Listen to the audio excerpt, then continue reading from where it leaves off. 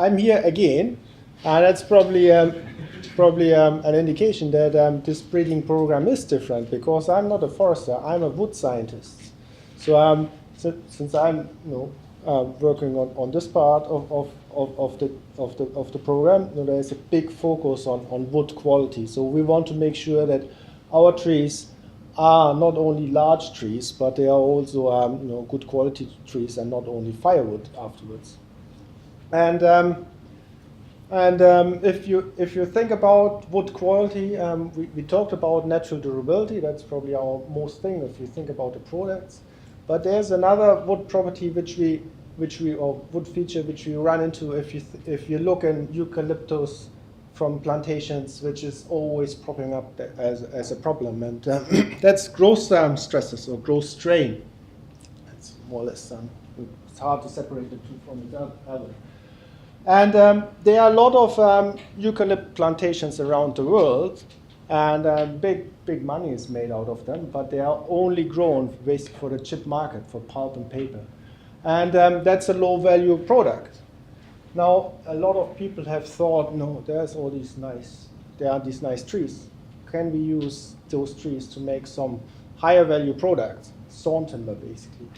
And the problem they always run into is the growth stresses or the growth strains in those trees. And what are those?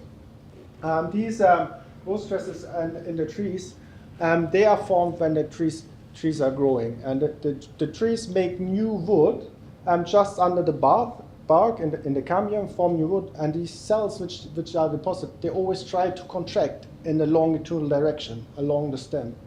So on the outside of the stem, it's always under tension. It tries to contract.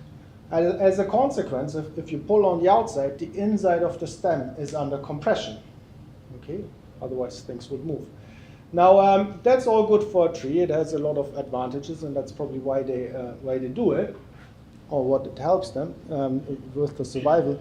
But when we fell the trees and we release these stresses, it causes deformation. And if you think about me being the tree, that would be outside, it's under tension. That would be the inside next to the pith, it's under compression. If you release it, the outside wants to contract and the inside wants to expand, and everything bends like a banana.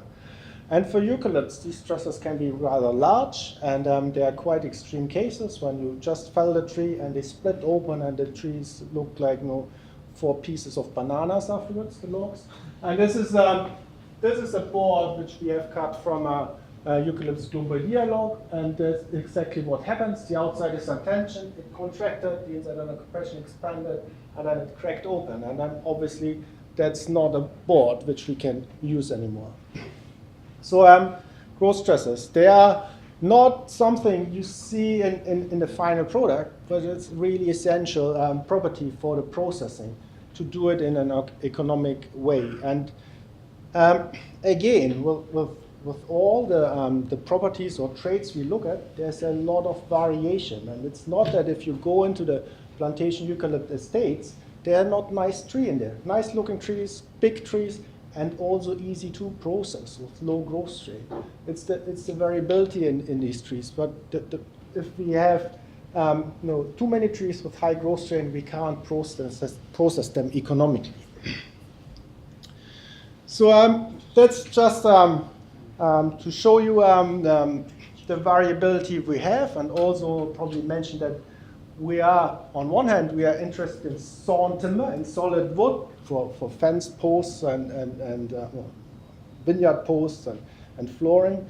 But we're also looking at another product in our program, and that's laminated veneer lumber, LVL, which is one of the new engineered wood products, which is also produced here in New Zealand. And it's produced by taking a log and peeling veneer off, and then you glue the veneers back together and have a nice, strong and stiff product. Now, if you peel logs, then you always want to have nice veneers like these over here, which have no cracks, which are looking very nice. And these are the veneers which came off from another log, and you see all these splits in here. And the same thing has probably happened, that these stems had a lot of growth stresses in them, and when we release them during the peeling, the veneer is cracked, and then obviously we get a much lower grade recovery, and we can't do it economically. So this study came out of a SFF program, which the School of Forestry running to try to minimize the effects of processing. And what we have done, it's only a really small study. We took 10 trees of Eucalyptus globoidea, which were 30 years of age, and these are the logs from Dennis Hocking, and then we sent them to Nelson Pine Industry here in Richmond, and then they peeled the veneers for us. Now, we have, before we peeled the logs, also measured some properties. We measured the growth strain on these logs, and we also measured acoustic velocity, which is the measure of stiffness or the microfibril angle.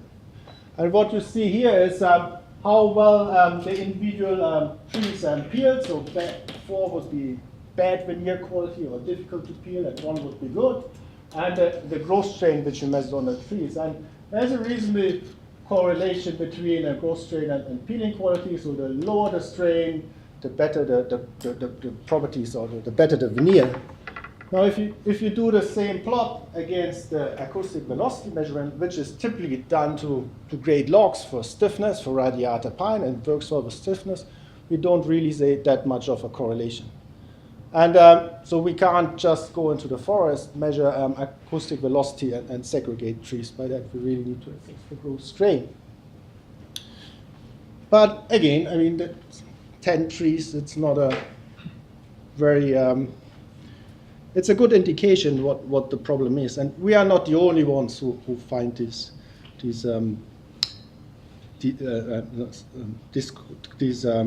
correlations. Okay, so what can be done to reduce the growth stresses or make the eucalypts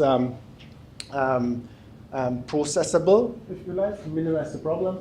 And there are 3 things which you can think of to get some solid wood products out of a plantation eucalypts. And 2 of those things we are doing in NZDFI, and the 3rd thing we are not doing. So the first thing is breeding. This variation in growth strain, as which you have just seen, some trees nice veneer, some trees not so nice veneer, is also partly under genetic control, and that's what we want to exploit. So we screen our whole breeding populations of durable eucalypts for growth strain, and then select the ones with low strain. And that will work, and should work for the future resource. So all the trees, after we have screened them, which we planned out, will be low in growth strain, or lower in growth strain, and should solve the problem, hopefully forever in the future. Now, that doesn't work, of course, for the already existing trees.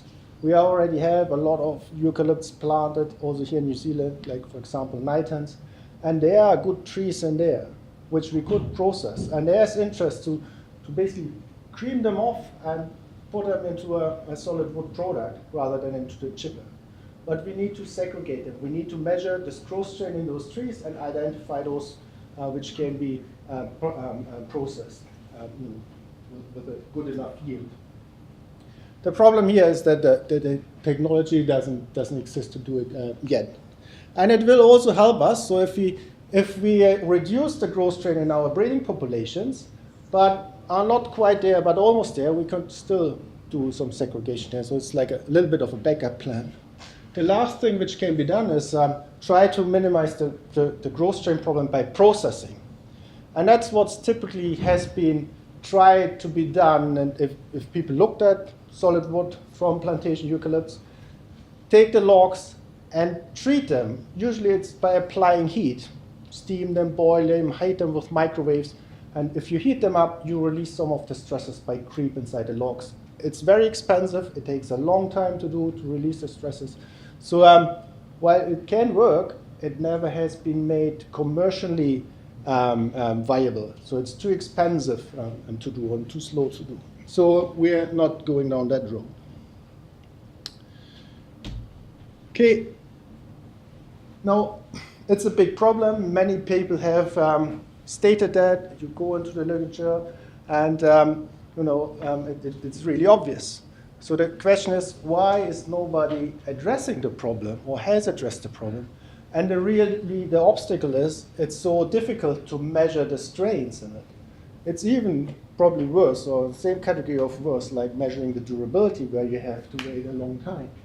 And really the gold standard way of doing is you go to a tree, you get the bark off, and then you glue little strain gauges on, you wire the strain gauges up to the piece of equipment, and you release the stressors by cutting just above and below the strain gauges, and then you basically measure how much the wood moves, and that's the measurement you want. One measurement on a tree is not enough, so you need to do at least 4 or 8 on one tree to get a decent number to characterize the tree. And it takes you half an hour just for one tree. And then coming back to talking to breeders, one tree is not good enough. And the largest studies you look at, find in literature on growth strain, they are 200, 400 trees. And that have been massive studies. I mean, there were a lot of resources spent on them. And all they have shown is there is a genetic control to some degree of a growth strain. It could be bred for, but that's where it stops. So we really struggle to go into the large numbers. So we need to find a new way to measure growth stresses. Also, and Nick will tell you how we do it. It's not really Nick or my invention of the strain. So we really have to give credit again to John Walker, but also to Professor Ken Entwistle from Manchester University, who has passed away, I think, 2 years ago. He came up with these ideas. Okay, and then for segregation, we also need a faster measurement than that, but also it needs non-destructive. There's no point of measuring something and afterwards you have destroyed the wood which you want to sell. And that's phase work, and we think we have an idea how we could non-destructively measure strain inside wood pieces. Okay, now the SFF program, Minimizing Growth Strain to Improve Processing, where this workshop is largely, it's resourced out of this program, it's part of this program. What are we actually doing? Well, we are trying to screen the whole breeding population of NZDFI, and we do that in a nursery trial. You have just seen it, that's when the trees are very young, and then we grow them just for 2 years or so, and then that's the size after 2 years when we fell them and get samples for measurement. And what we have planted out there are now 20,000 trees, and we need to measure them. We need to measure all of them. Now, in this program, we have quite a big range of funders as well, and I want to acknowledge them. It goes from the nursery people, and Morgan's Road and Patrick's Murray's Nursery at Morgan's Road, and we have Proseed as seed collectors, which you have here. Chuff talking before, and you will hear something someone else. We have forest growers from small scale, farm forestry, and via the Forest Grower Levy Trust, and we have large scale growers like Earnslow One and Timberlands as collaborators, and we have processors. We have Nelson Pine Industries, which we will visit tomorrow, and their LVL plant, and we have also Jucan on board who are interested in for the vineyards. And then we have end users like Marlboro Lines, and we have Vineyard Timbers who are also contribute. And the biggest donor, the biggest source of funding which we get is from the government. It's from the Sustainable Farming Fund, from MPI. Now, apart from screening all the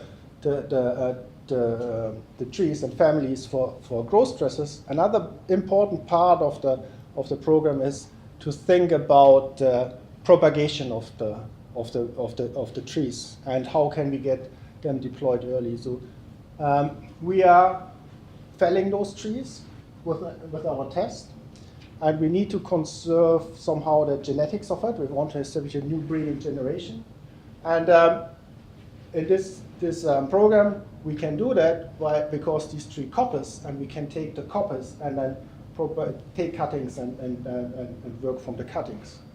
And we will have a talk later on by Paul from ProSeed who will show us more on this work.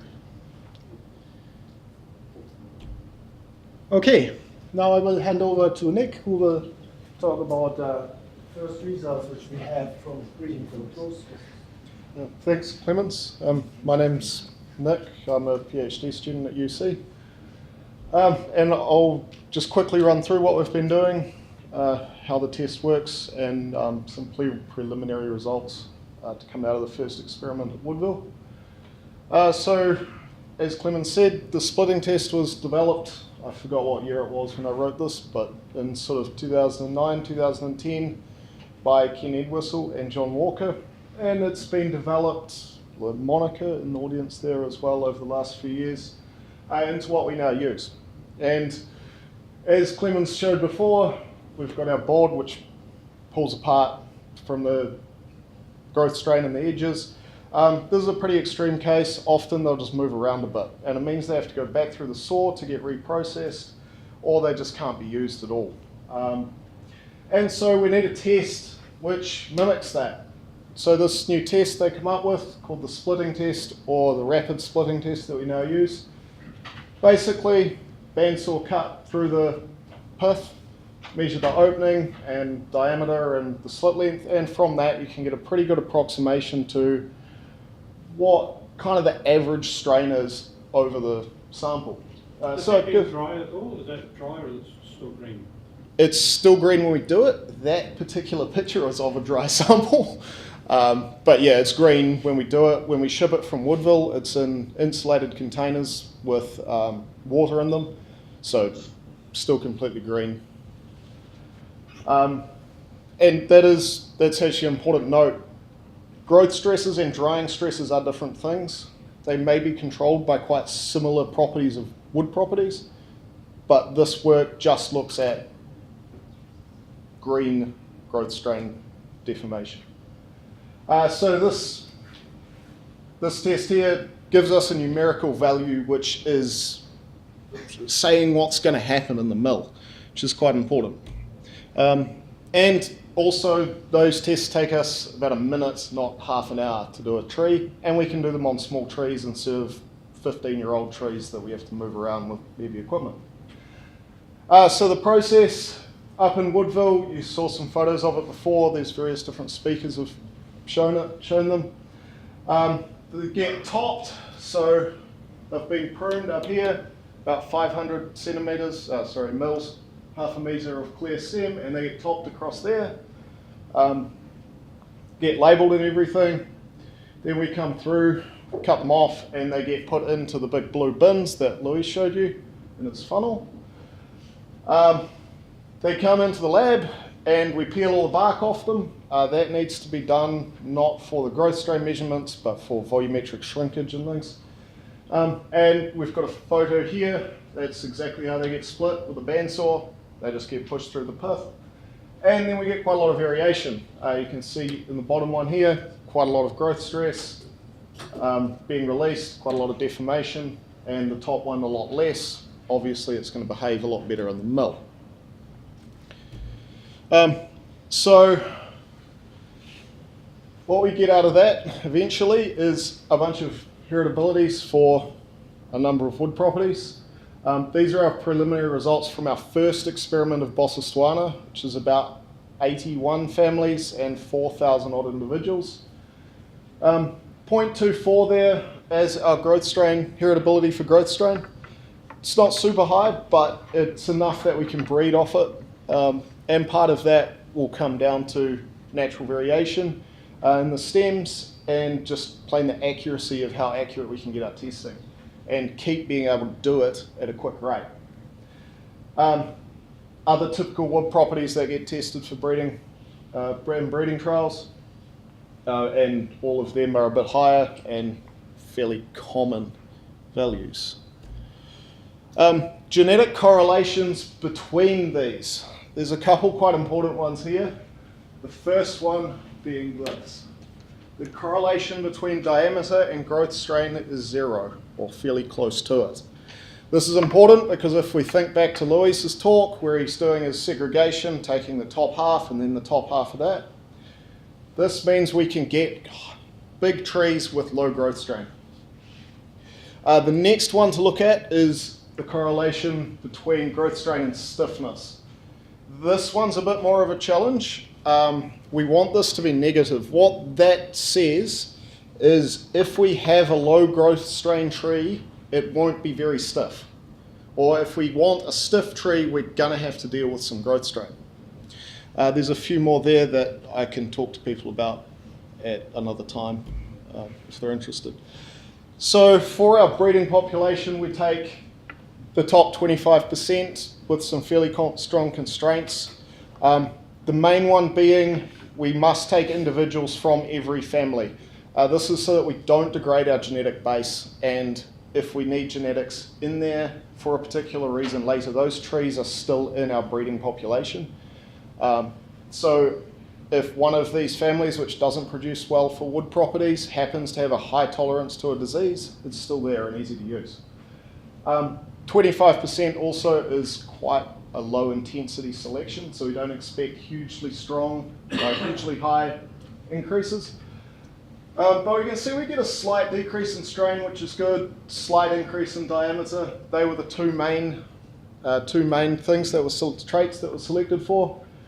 Bit of a decrease in density, bit of a decrease in stiffness, which is a result of that correlation with strain, and a slight increase in height. Just a quick note, when I did this, we're selecting for low density, not high in these cases. This is simply because the peeling trial Clemens talked about showed a slight preference for lower density veneers to do with gluing. So then if we move to the next column along, if we take the top 1%, so this is more the normal way you would do a breeding selection. Top 1% for a single trait, that's what these are, you can almost halve your growth strain. And this is really showing how much variability is in these populations. If we take the top 1%, we could halve the growth strain. We can get the diameter to go up by about a third, a little bit more. We can decrease our density a reasonable amount. We can increase our stiffness. But it will affect other traits. And so these final columns are the population means. So these were harvested at 21 months, and the mean height there's 2.4 meters over the whole population, and we could gain a meter if that was all we're concerned about. So they're growing a lot quicker than something like radiata. And the other important note here, again to do with the stiffness growth strain correlation, is we can afford to sacrifice a little bit of stiffness. Our mean stiffness of our population here is 11.2 gigapascals before age 2. Radiata at that age is somewhere between 2 and 3 gigapascals. So we've got a bit of leeway there. So hopefully with this we can start to improve our original genetic stock going forward. And for the existing stands, then Fire's going to talk about segregation.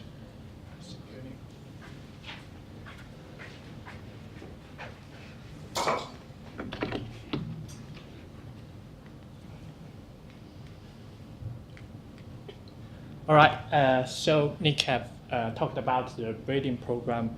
Hopefully it can help us to breed good trees with low growth strain levels in the future. Now I would like to introduce a segregation method that possibly can help us to identify those eucalyptus trees with low growth strain levels. If these methods can be used in the mill or in the forest, as mentioned by Clemens, then we can classify those logs into different grades and send the good logs into a mill for solid wood production, and send the bad ones for pulp production.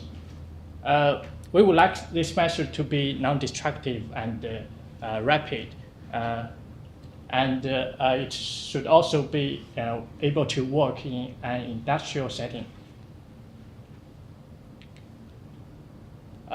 So how does, we are thinking that spectroscopy, like near-infrared or Raman spectroscopy, are potentially be able to satisfy these requirements. And so how does spectroscopy work, and how can we use spectroscopy to measure growth strain levels? To understand this problem, we need to understand the concept of molecular strain or molecular deformation. As we know, if we stretch a wood sample, the piece of wood will become a little bit longer.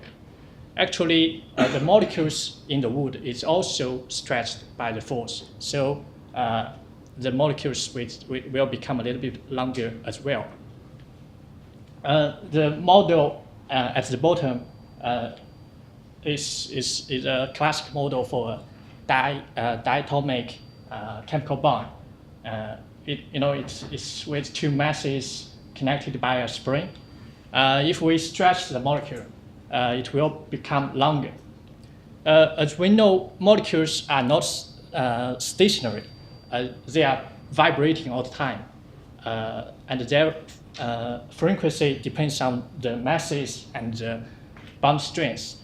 If we stretch it, the frequency will change. Will change because the bond length will change.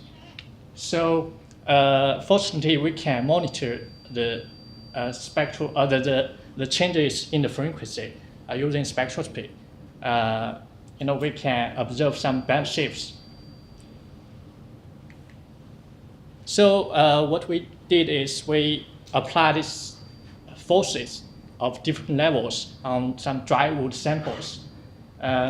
Strain 0, that's the blue line, means no force was applied. The wood sample is in relaxed state. And strain 7 is the highest force levels.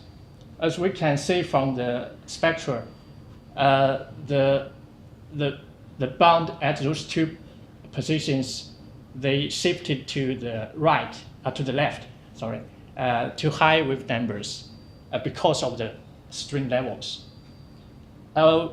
We managed to calculate the amount of the band shift, and we plotted it against the strain levels. In this figure, different colors stands for different samples. We have 5 samples here. As we can see, there is a very good linear relationships between those, between the peak position and the strain levels.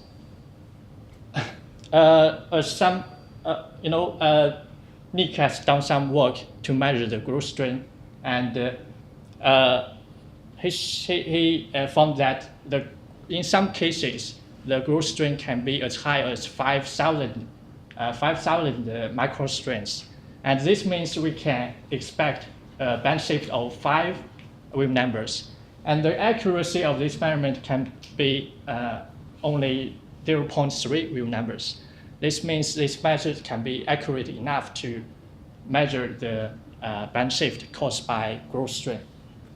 However, if we want to apply this method for industrial uses, there is still a long way to go because we need to address some problems like, for example, we need to consider moisture content of the wood because it might influence the measurement of the bond position. The other problems might be, all the measurement we have done is in the lab. This type of spectroscopy is in transmission mode, and if we want to apply it in some industrial settings, we need to